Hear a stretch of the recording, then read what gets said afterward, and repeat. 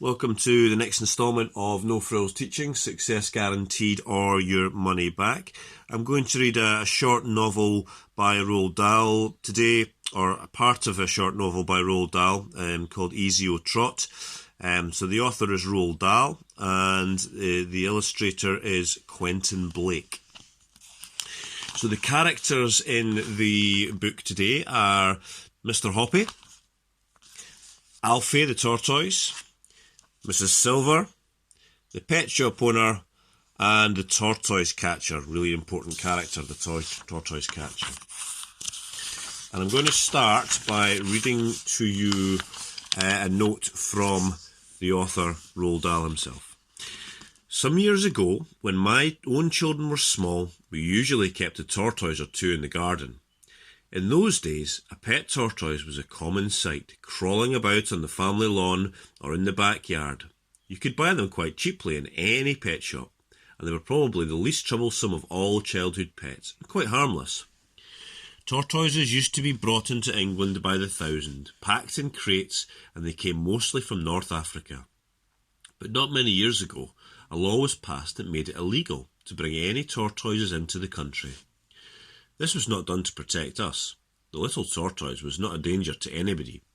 It was done purely out of the kindness to the tortoise itself. You see, the traders who brought them in used to cram hundreds of them tightly packed into packing crates without food or water, and in such horrible conditions that a great many of them always died on the sea journey over. So rather than allow this cruelty to go on, the government stopped the whole business.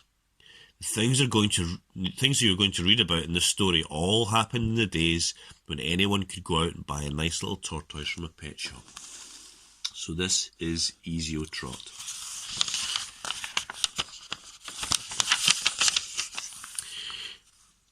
Mr. Hoppy lived in a small flat high up in a tall concrete building. He lived alone. He'd always been a lonely man, and now that he was retired from work, he was more lonely than ever. There were two loves in Mr. Hoppy's life. One was the flowers he grew on his balcony. They grew in pots and tubs and baskets, and in summer the little balcony became a riot of colour. Mr. Hoppy's second love was a secret he kept entirely to himself. I'd just like to say that the higher order reading skill that we're going to develop today is the clarifier. So if there's any words that you don't understand that I'm reading out, I'd like you just to write them down or get someone from home to write them down so that we can figure out what they actually mean. The balcony immediately below Mr. Hoppy's jutted out a good bit further from the building than his own. So Mr. Hoppy always had a fine view of what was going on down there. This balcony belonged to an attractive middle-aged lady called Mrs. Silver. Mrs. Silver was a widow, and she lived alone. And although she didn't know it, it was she who was the object of Mr. Hoppy's secret love. He'd loved her from his balcony for many years, but he was a very shy man, and he'd never been able to bring himself to give her even the smallest hint of his love. Every morning, Mr. Hoppy and Mrs. Silver exchanged polite conversations, the one looking down from above, the other looking up, but that was as far as it ever went. The distance between their balconies might not have been more than a few yards, but to Mr. Hoppy it seemed like 1,000,000 miles. He longed to invite Mrs. Silver up for a cup of tea and a biscuit, but every time he was about to form the words on his lips, his courage failed him. As I said, he was a very, very shy man. Oh, if only, he kept telling himself, if only he could do something tremendous like saving her life or rescuing her from a gang of armed thugs. If only he could perform some great feat that would make him a hero in her eyes. If only. The trouble with Mrs. Silver was that she gave all her love to somebody else, and that somebody was a small tortoise called Alfie. Every day, when Mr. Hoppy looked over his balcony and saw Mrs. Silver whispering endearments to Alfie and stroking his shell, he felt absurdly jealous. He wouldn't even have minded becoming a tortoise himself if it meant Mrs. Silver stroking his shell each morning and whispering endearments to him. Alfie had been with Mrs. Silver for years, and he lived on her balcony summer and winter. Planks had been placed around the sides of the balcony so that Alfie could walk about without toppling over the edge, and in one corner there was a little house into which Alfie would crawl every night to keep warm. When the colder weather came along in November, Mrs. Silver would fill Alfie's house with dry hay, and the tortoise would crawl in there and bury himself deep under the hay and go to sleep for months on end without food or water. This is called hibernating. In early spring, when Alfie felt the warmer weather through his shell, he would wake up and crawl very slowly out of his house onto the balcony, and Mrs. Silver would clap her hands with joy and cry out, "Welcome back, my darling one! Oh, how I've missed you!" It was at times like these that Mr. Hoppy wished more than ever that he could change places with Alfie and become a tortoise. Now, we come to a certain bright morning in May when something happened that changed and indeed electrified Mr. Hoppy's life. He was leaning over his balcony rail, watching Mrs. Silver serving Alfie his breakfast. "Here's the heart of the lettuce for you, my lovely," she was saying, "and here's a slice of fresh tomato and a piece of crispy celery." "Good morning, Mrs. Silver," Mr. Hoppy said. "Alfie's looking well this morning." "Isn't he gorgeous?" Mrs. Silver said, looking up and beaming at him. "Absolutely gorgeous," Mr. Hoppy said, not meaning it. And now, as he looked down at Mrs. Silver's smiling face gazing up into his own, he thought for the 1000th time how pretty she was, how sweet and gentle and full of kindness, and his heart ached with love. "I do wish he would grow a little faster," Mrs. Silver was saying. "Every spring, when he wakes up from his winter sleep, I weigh him on the kitchen scales, and do you know that in 11 years I've had him, he's not gained more than 3 ounces. That's almost nothing." "What does he weigh now?" Mr. Hoppy asked her. "Just 13 ounces, Mrs. Silver answered. "About as much as a grapefruit." "Yes, well, tortoises are very gross slowers," Mr. Hoppy said solemnly, "but they can live for 100 years.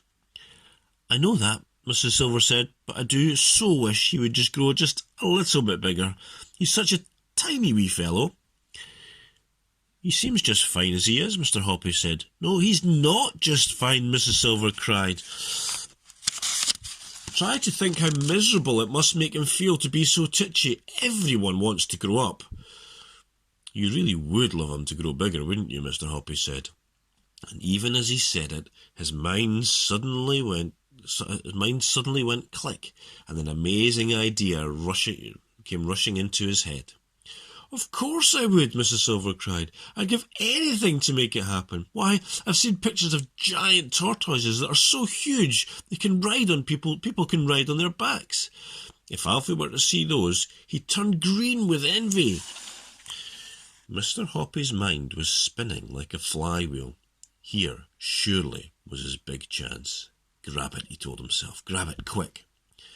"Mrs. Silver," he said, "I do actually happen to know how to make tortoises grow faster. And if that's really what you want—" "You do?" she cried. "Oh, please tell me. Am I feeding him the wrong things?" "I worked in North Africa once," Mr. Hoppy said. "That's where all these tortoises in England come from, and a Bedouin tribesman told me the secret." "Tell me," cried Mrs. Silver. "I beg you to tell me. Mr. Hoppy, I'll be your slave for life." When he heard the words, "your slave for life," a little shiver of excitement swept through Mr. Hoppy. "Wait there," he said. "I'll have to go in and write something down for you."